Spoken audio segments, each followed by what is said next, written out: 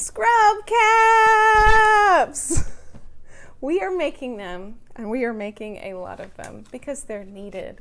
Hello, I'm Barbara from Allbrands.com, and welcome to my sewing studio.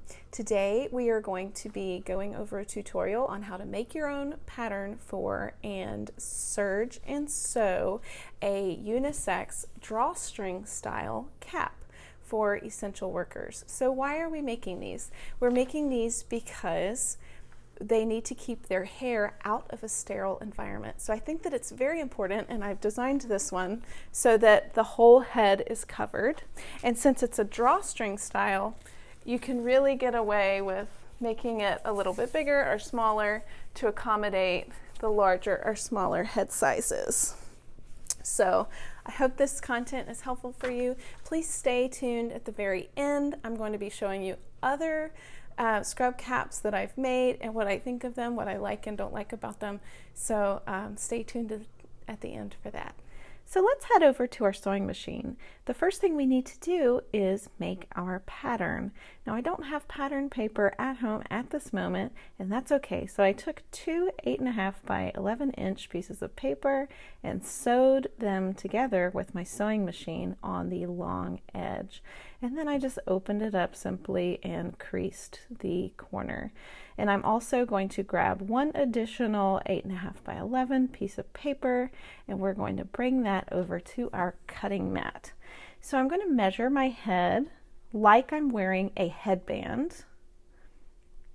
And my head is 23 inches. So to get half of that, we're going to put the 0 on the 23 and then crease it in half, and we get a simple 11.5 inch is half of that. So I'm going to write that down on my pattern paper, 11.5 inches. And then I'm going to add 1.5 inches just to make it a little bit bigger and to accommodate for seam allowance. So that's 13 inches. I've also had success making the same pattern at 12.5 inches. So if your head's a little bit bigger or smaller than mine, that's okay. And that's what's so great about this drawstring style of hat. So we're going to measure 10 inches up and draw a line with our pencil from side to side on the short end of the fabric pattern. And then we're going to measure 6.5 inches on the long edge and draw a line. And then we're going to go back to the short edge and come into 10 inches and draw a line. Now, from the 13-inch mark, so I'm just making a note for you here, from the 10-inch to the 13-inch mark, on the 13-inch mark you are going to measure 3.5 inches up. Yes. And make a dot. And then you're going to draw just a simple curve from that 3.5 inch mark to the side of the 10-inch mark. And that's our pattern piece. And this is the portion that goes around their head. So with fabric scissors, not fabric scissors, paper scissors, of course. If you could see, my fabric scissors are on the right. I'm going to always cut out my paper pattern with my paper scissors to keep my fabric scissors nice and sharp for fabric. So now we're going to do the top portion, which is going to end up being an oval. So we're going to put our paper on the mat, 8.5 by 11, and we're going to fold on the short end of the paper 1 inch in so that it makes it 10 inches tall instead of 11. And we're going to cut that with our paper with our paper scissors. Oh, I'm so used to cutting fabric, so I hardly ever get these paper scissors out.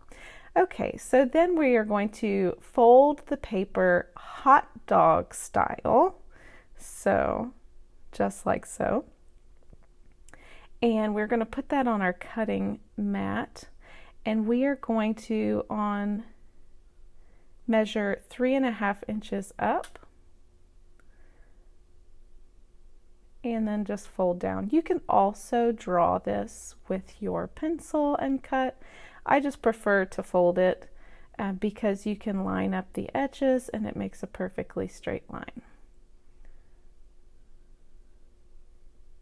And then with your paper scissors, you cut that out.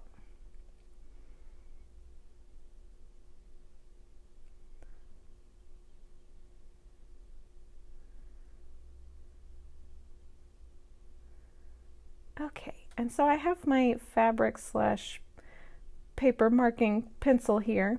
So we're gonna have it folded piece, and it's going to be 3.5 inches by 10 inches, and I'm just gonna check that on my board. And then we're gonna fold that hamburger style. And we are going to find the open edge, not the folded edge, and put it at the bottom of our cutting mat. And we're going to measure 2 inches on either side of the non-folded edge, of the raw edge of the paper. To find the center of that, just fold it so that you have a 90-degree angle from the corner in and make a simple little mark there. So you're going to make a simple curve around that corner,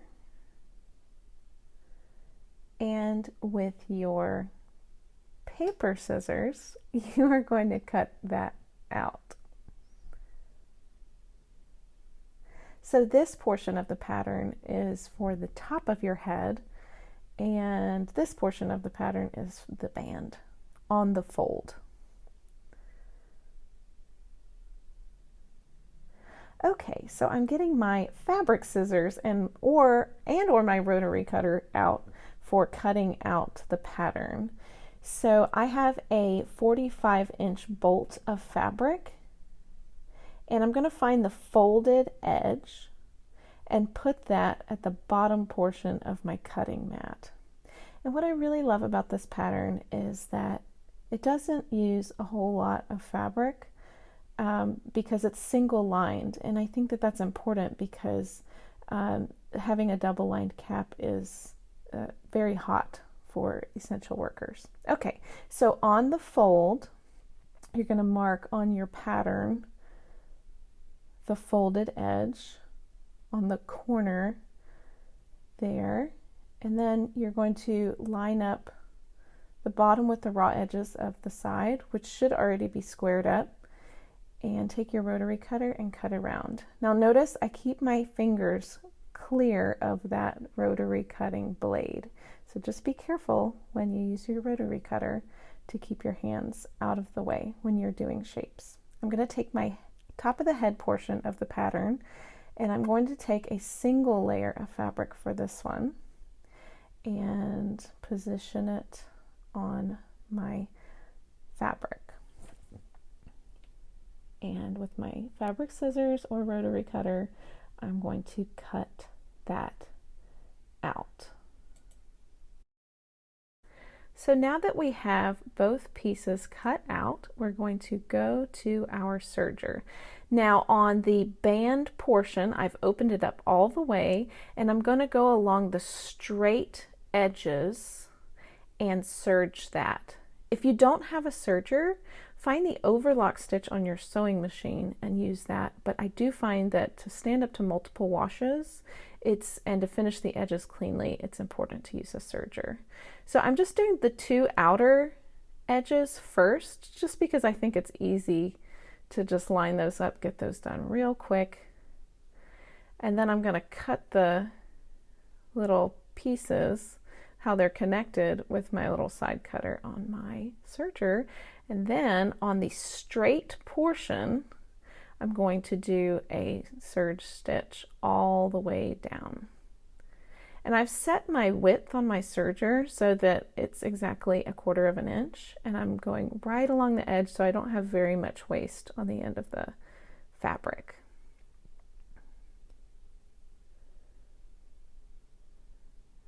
And it's as simple as that.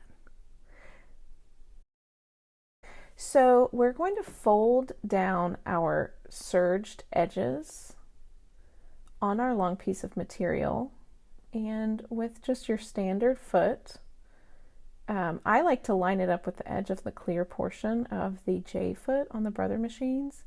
I'm just going to stitch along the edge of that. So I'm always making sure to back stitch as much as possible, because these are going to be washed at very high heat to get rid of, to disinfect it. So it's very important to use back stitch as much as possible. So with all of those serged edges, I'm making a clean finish on the outside, and on the inside is where the serged piece is. So I'm now going over the long portion, and I'm just folding it down as I go. If you have time and you'd like to just go ahead and iron this beforehand, that may make it a little bit easier for you.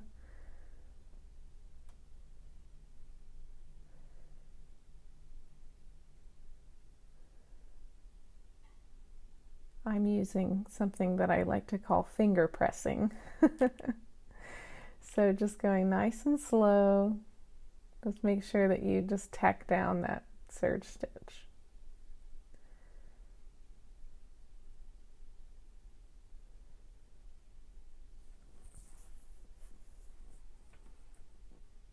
And then back stitch here and trim your threads. And then you're going to do the same thing on the other corner. So just press it down and sew over it. Now I think it's important to start a little bit farther ahead and back stitch when you're on corners like that, just to make sure that the fabric has enough contact with the feed dogs to move backwards. And now we have a finished edge on all of the sides of the band for the scrub cap. Okay, so the next portion, we're going to make a casing for the bias binding. So you're going to take a look at your bias binding that you already have, or just regular binding. You don't have to cut it on the bias for this.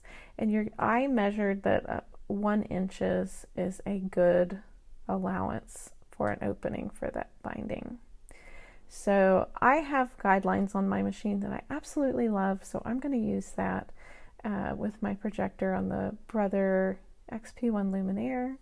I'm going to go ahead and start my stitch, make sure to back stitch, and I'm going to just sew a straight line with a 1 inch opening to make a casing for our bias binding. And I'm not being super precise on this, and it's totally fine. We're just making a whole lot of these, so don't stress yourself out about being perfect. And from the outside, it's going to look pretty good. So now we have our casing. So if you have a bodkin, use that. Otherwise, a safety pin works just fine. It just takes a little bit more wiggle room, and just feed that ribbon, string, or binding that you have left over from making face masks through the casing of your band for your scrub cap. And you can see that there's no open ends on this piece, which I absolutely love about that.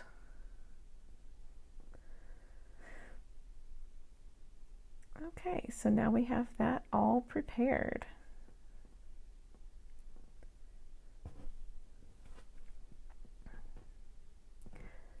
So just like a drawstring of a pant, in heavy washing, that can fall out over time. So what I'm going to do is I'm going to find the middle of my cap and measure to make sure that the bottoms match up together. And I am going to just stitch over that binding through the casing to make sure that it doesn't fall out in the wash. And that also ensures that the tails are the same length all the time. So just go over that back and forth and back and forth, and that will keep that cord in place.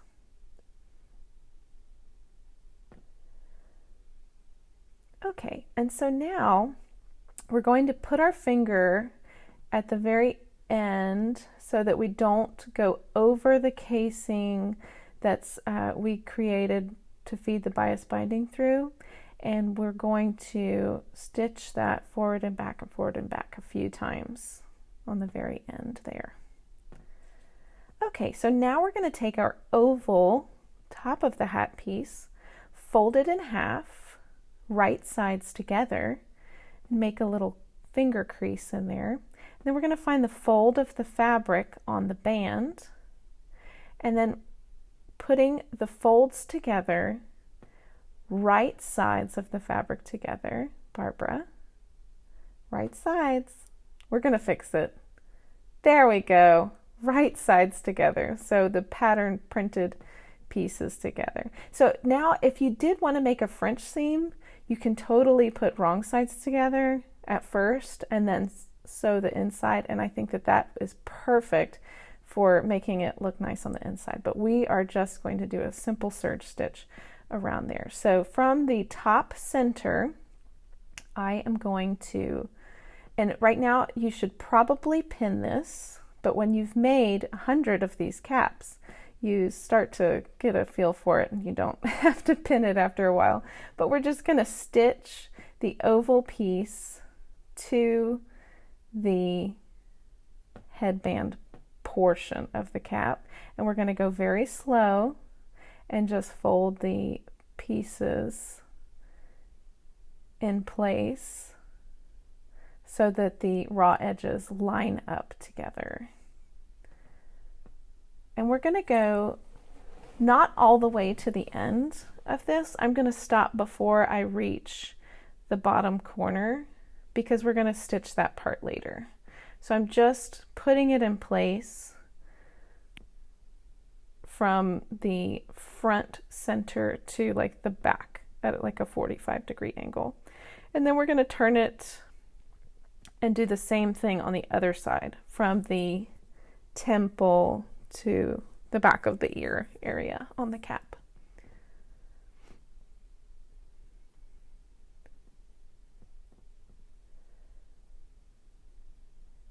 Matching raw edges.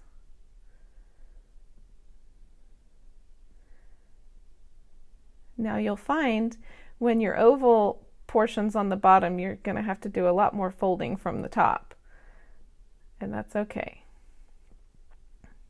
And just go slow and easy.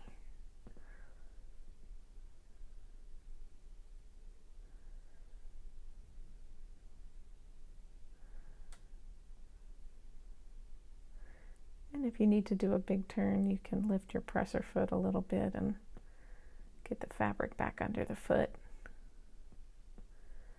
And we're going to stop before we reach the very end. So there will be a slight opening, and that's okay for now. So this is the tricky part of the hat, but don't put too much thought into it. So we're going to take that open end that we saved for last, take it over to our serger, and we're going to just stitch down the edge there. Just right on the seam. And then I'm going to take the open portion of the top of the hat to the end, put it back on the serger, and just serge a straight line across there.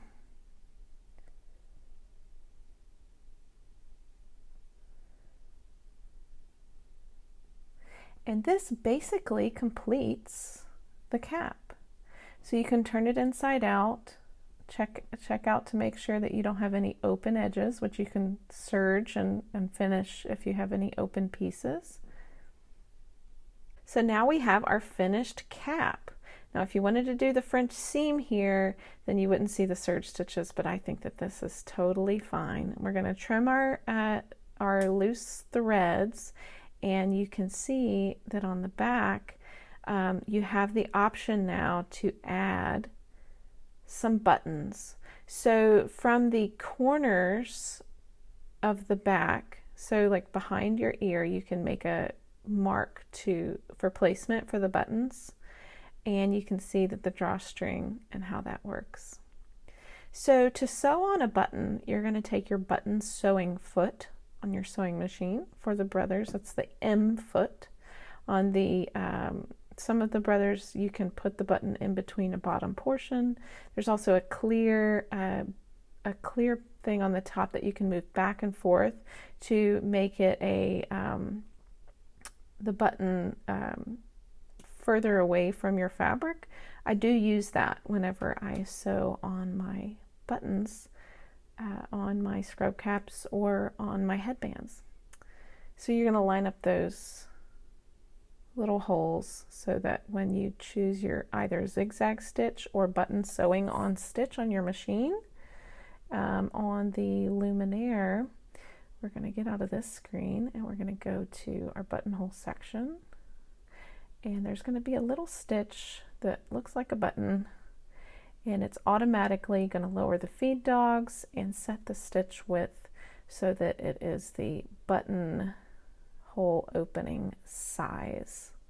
So I always check with my hand wheel to make sure that the needle is not going to hit that button. And once I see that it is clearing the holes just fine, I take my hand off the hand wheel and then I just press with my foot control and let it do its thing. Now this one does about 3 or 4 back and forth and does a lock stitch, but since this is being washed so many times, I'm going to go over it several times. And then I'm going to trim my threads and lift my presser foot and just pull it off of the foot like so. And you can see how that insert made the button raise just slightly, which I love. So I did put a stabilizer on the back of that just so that it reduces pull. So thank you for watching that. I've made several different caps. Some honorable mentions are this one here, this one, this one here. So this is another YouTuber put this one out, and what I like about this one is the simplicity of the pattern, how easy it is to follow, and all of that. It's a double-lined pattern. There's some elastic in the back with a casing, and then you can add some buttons to hold the back of your mask on, and it goes on like this. So I felt like this was a very good hat to make. I showed it to my friend that works in a hospital, and she said that she does not like the double lined because they're also wearing 2 masks, 2 pairs of gloves, 2 everything, and they're hot. So she asked me to make her a single lined hat. So I just felt like I took the inspiration of the top, but the tube around the bottom is what I modified to be more like the scrub cap DIY, the first video that came out, the nurse that makes the long pieces at the bottom. I'll link that below. But basically I took her pattern and I modified it. So this one is it. So I took her top and her side, but I nixed the tail. I made a casing for it. I did add the elastic underneath here, and I made a buttonhole to pull the drawstring through. So she did get some suggestions on like sizing of that, and that's where I got the idea of the drawstring enclosure, because you can literally get tiny or as big as you actually make it. So go big on these when in doubt. On this modification that I did of just I cut off the long part added the bias binding because we have tons of that from making face masks, and we use what we have. So I added the buttons to the back. It looks like one of those kangaroo caps. And then I added a buttonhole for the bias tape to go through, just to add some extra coverage here, because I do think it's important to keep the back of their hair covered when they're entering the sterile environments. Maybe I'm wrong, but that was just my personal my opinion on that. And this one was actually really fun. This is the bouffant. In this video she tucks under, but just to save time I did a basting stitch and I gathered my fabric, and I added terry cloth here, but that was before my friend told me that she thought it was too hot, and I was like, oh well, it's really comfortable against your head, and maybe if you're in Alaska or something that might work. But yeah, so this is it, and there's elastic on the back and bias tape here, but it's not on a drawstring. But I felt like just in case this is too big, you can like pull it in and tie it, and it could get a lot smaller, because we're making these for a lot of people that we haven't met yet, and we don't know the size of their head. So if you're making a modification to any pattern, just add the same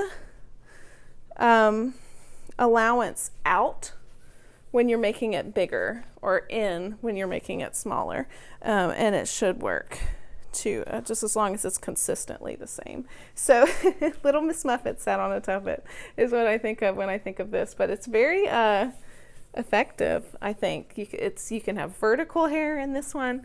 It covers the whole back of your head. I added this little string here, but I felt like that was a very good tutorial. So yeah, I liked that one. And then this is the one that we made. So as you can see, I used the same inspiration from the circle top here, but I used the standard slope down here, and it kind of made this little like triangle here, which you can use to like put a little bit of extra hair in. And then I added the buttons on the back, which hold the mask in place. So when you have it on, you can take your mask, and instead of attaching it to your ears, you can attach it to the buttons on the back.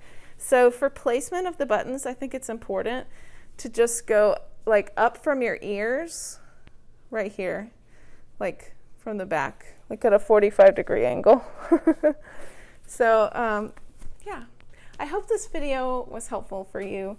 My name is Barbara, and I'm from Allbrands.com. We're a family-owned business, and we've been in business since 1976. We have 7 locations in Louisiana and Texas, and we are here for you. So if you have any questions or need any support, we hope that you would contact us as your source of sewing supplies. And if you like this video, please click the thumbs up. You can call us at 866-255-2726 or email us at info@allbrands.com. And I know that we've been super busy trying to get supplies to people making face masks, but just be patient and we will get to you as soon as we can. So thank you so much for watching, and we'll get through this.